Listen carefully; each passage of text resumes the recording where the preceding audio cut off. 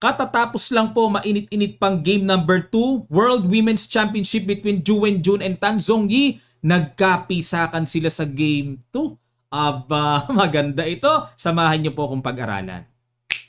Maraming nag-e-expect, tabla na naman pero nagkapisakan. Nag C4 si Tan at English opening ang ginamit kay Ju Wenjun. Ayun, pinasok ang main line. Yan po talaga ang English. Pero ito medyo kakaiba yung Knight F3 kasi sa madalas na nakikita natin, di ba, nag-G3 tapos diretso Bishop G2. Yan talaga ang linyahan by sequence ng English. Pero nag-Knight F3, Knight C6, G3 saka palang inihabol. Okay. D5. Ayan. Naalala ko po si Wesley, Nakamura. Yan ang ginagawa nila. Nagpapaluwag kagad sa sentro.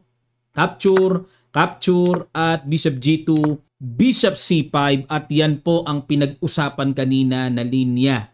Kasi bihirang itira ito at parang sinurpresa ni Ju Wenjun ng Bishop C5 si Tan Zhongyi.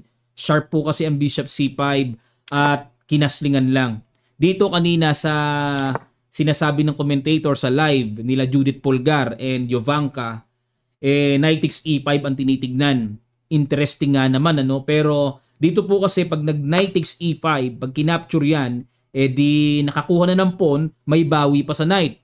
Yun nga lang, may Knight C3, tapos dito, obligado mag-B C3. Ayan, konting kaalaman lang po ha, sa opening. Okay, dito kasi, pag kinapture yung Knight, mayroong Queen F6, ayun. Meron kasing ganyan na nakabitin yung Queen, tapos may threatening matcha sa F2. Tapos, obligadong capturein ang Knight. Kakapturein yan. King D2 at maagang maglalakbay kaagad ang White King. At kapahamakan sa puti. Okay? Kaya dito po, kung gustong pasukin itong Knight E5, after Knight C3, dapat B C3 para pag nag-Knight E5, may D4. Bawi din naman ang isang piyesang sinacrifice. Equal ang evaluation bar niyan. Okay?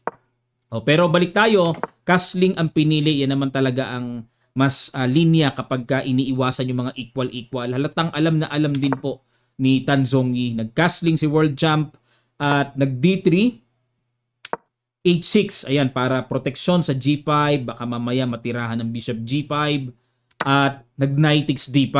Ayan, dito isang palaisipan pa rin mga kamatyas, what if Knight E5 sacrifice?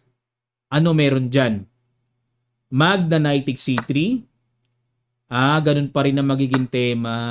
Takes, tapos D4 pa rin. Pero dito, magiging lamang ng kaunti ang black. Kasi sa usapang pawn structure. Ayan, capture. Same number of pawns. Pero ang problema ng puti, may nahiwalay na isang pawn sa C3. Kaya delikado po yan. Okay? Lugi sa endgame.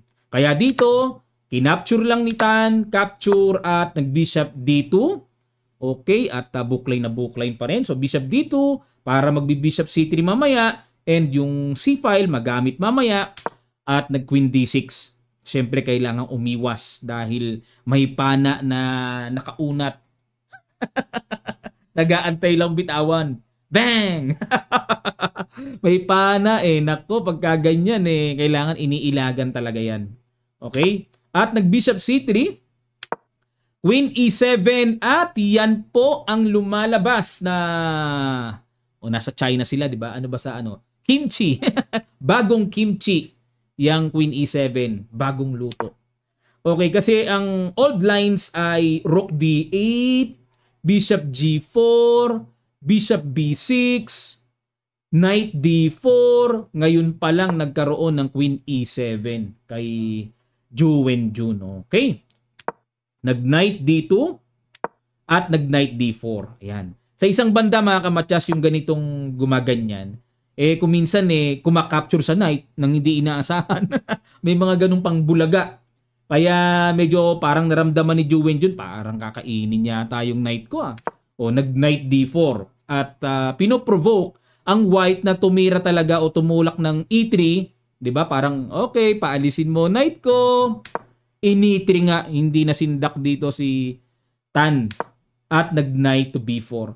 Ang idea po kasi ng pinoprovoke yung E3 para ma-weak ang D3. Okay? Tapos sa targeting yan, Bishop F5, Followed with Rook A D8, didiinan yan hanggang sa ma-pressure at kung baga maaari mapabagsak. Pero dito nag-Knight B4 para capturein ng bishop at nag-A4. Wala nang magawa si Tan, hinayaan na lang. Takes. Okay? At dito, hindi basta-basta magiging mahina yung D3 kasi may pangtulak na D4. Dahil may C3 na magiging solid na. Nag C6 para pamutol sa pressure ng diagonal para matibay na. At nag A5. Kumain muna ng queen side space. Okay, para magamit. May queen A4. At mamaya, may A6 din na paparating. Okay, para basagin yan. Nag bishop D7. Iniisip ko sana kung A6 Kaso pag nag A6, mawiwik ang B7, weak din ang B6 square.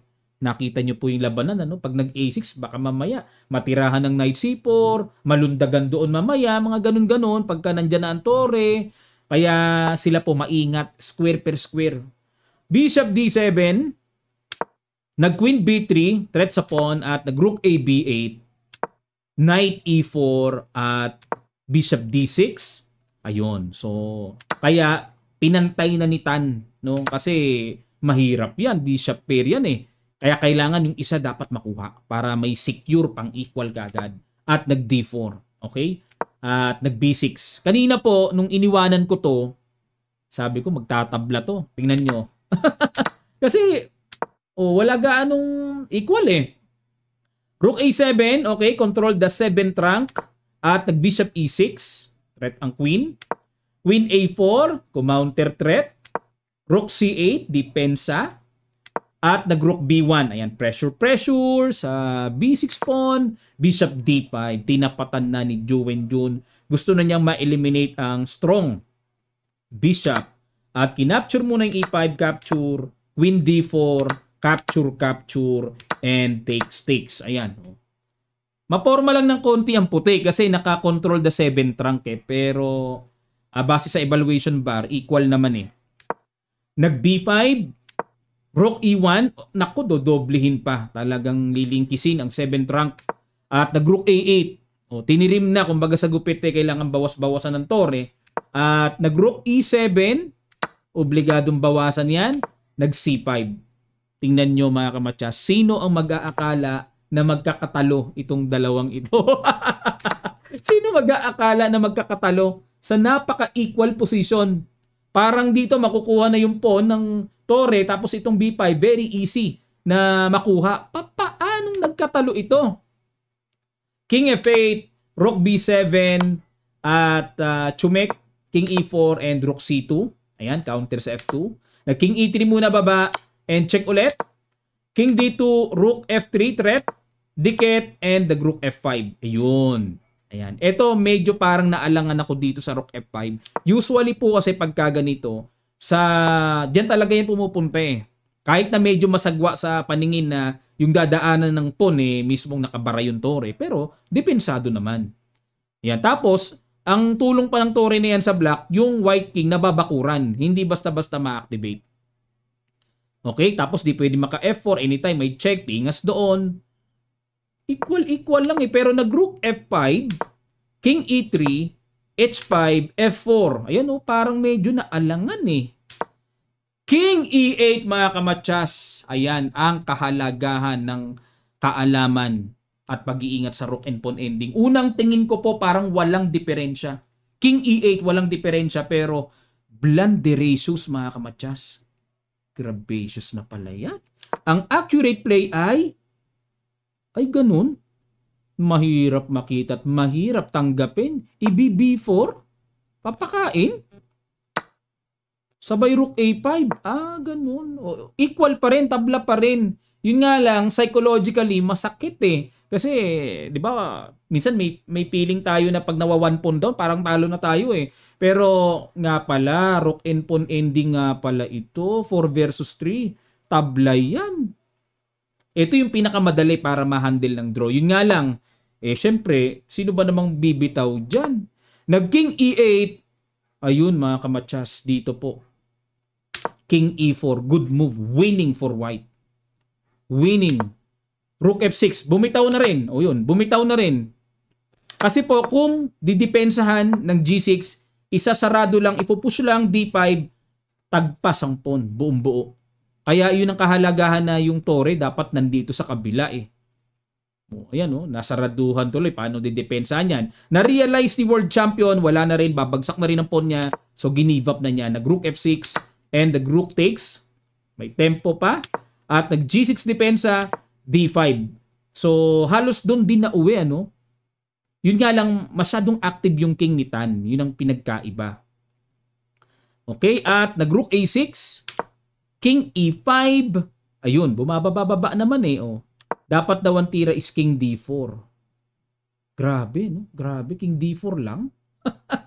Yan ang accurate.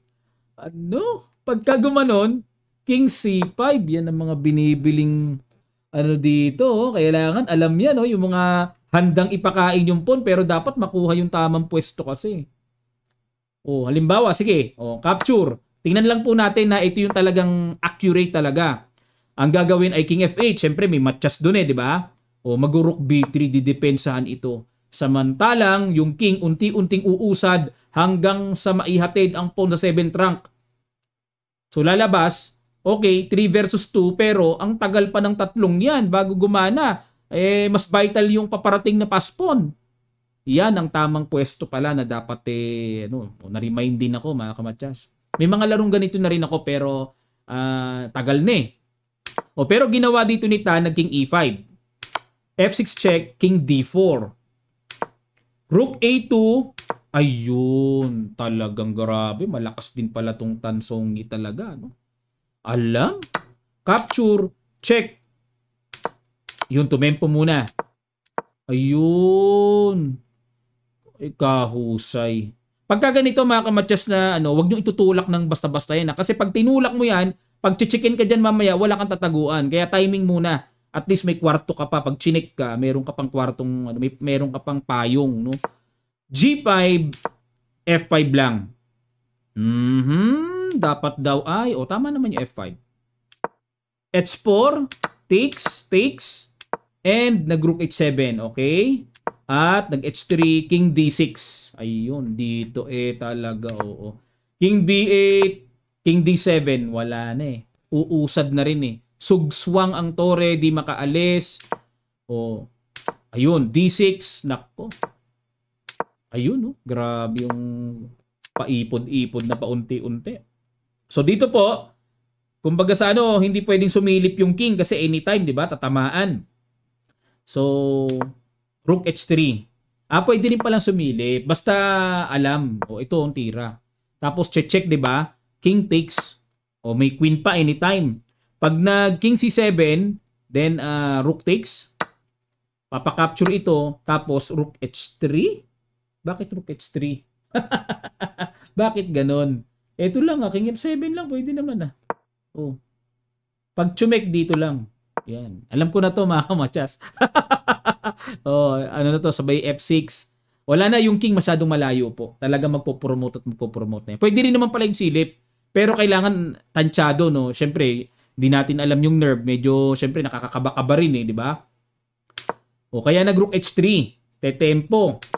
King B7, check. At ginamitan po ni Tan ng tinatawag na Vancouver pattern. Yung Vancouver, wala sa likod yan. Kumbaga nasa gilid. Pero, hindi makaalis ang tore. Yan ang Vancouver. Hindi makaalis, sugswang pa rin. King A6. At, ayun, dito mga kamatya. Sige po. Papasel ko sa inyo yung talagang super accurate. Pag nakita ito, tuwalya na. Hahagisan na ng puting tuwalya. Ano yon? Sa ilang sandali lang, tutuloy agad natin. Start.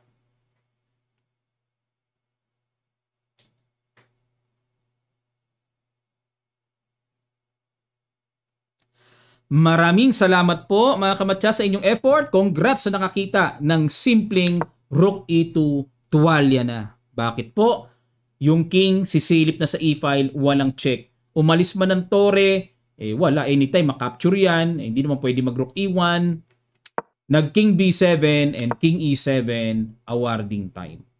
Dito po, nag-resign na, no? Bakit? Kasi pag nag-rook D1, kakapture lang, syempre magpo-promote na yan. Pag chumek, king D8. Bakit? Capture to. Sige, king D8 na lang. So, magiging O, ano bang tawag natin dito? Lucena. O, di ba? O, pagka gumanyan, dito lang po pupunta. Teka muna. Iba yung tinitira ng computer, Hindi ko type. Bakit ayaw i-check dito? Bakit ayaw i-check? Oh, pagka gumanito, may ganun na eh. Mas mabilis yata yung akin. Gusto ng computer ko dito eh. Teka lang Baka may nakikita siya, hindi ko nakikita. Pagka gumanon, di ba ganito yon yung ilulusena, Lucena position kasi mangungulit ng check-check yan eh. Actually, kahit na hindi na pala, kuhanin lang yung pun eh. Pero kung gustong ilusena, pwede pa rin. Doon. O, sige dito. O, para pagkaangat, check dito, check dito, hanggang sa malusena. Di ba ganun ang Lucena? O, mag-rook D3, angat na.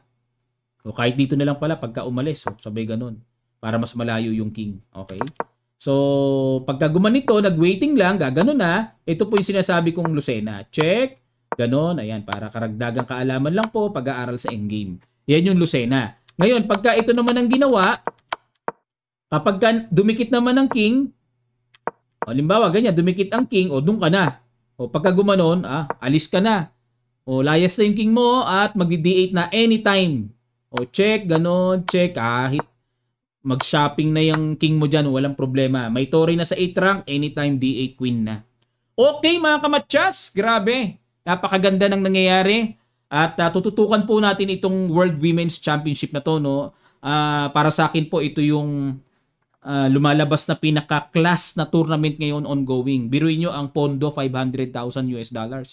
60-40 pag nagkatalo sila sa standard match. Pero pagka nagkatalo sila sa tiebreaker, magiging 55-45 ang hatian.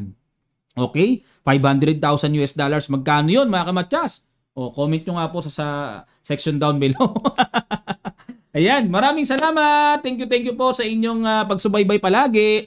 At anong masasabi nyo? Ano ang natutunan nyo? Yung inyo pong munting komento ay malaking tulong po sa pag-promote ng ating video, mga kamatsas. Lambing lang po, mag-comment kayo, mag-heart, and kahit isang ads lang, kung hindi naman po istorbo sa inyo, ay iparan nyo lang. Kahit sa bandang huli na lang, iparan nyo lang mga kamatsas. Malaking tulong nyo na po sa ating channel, ha?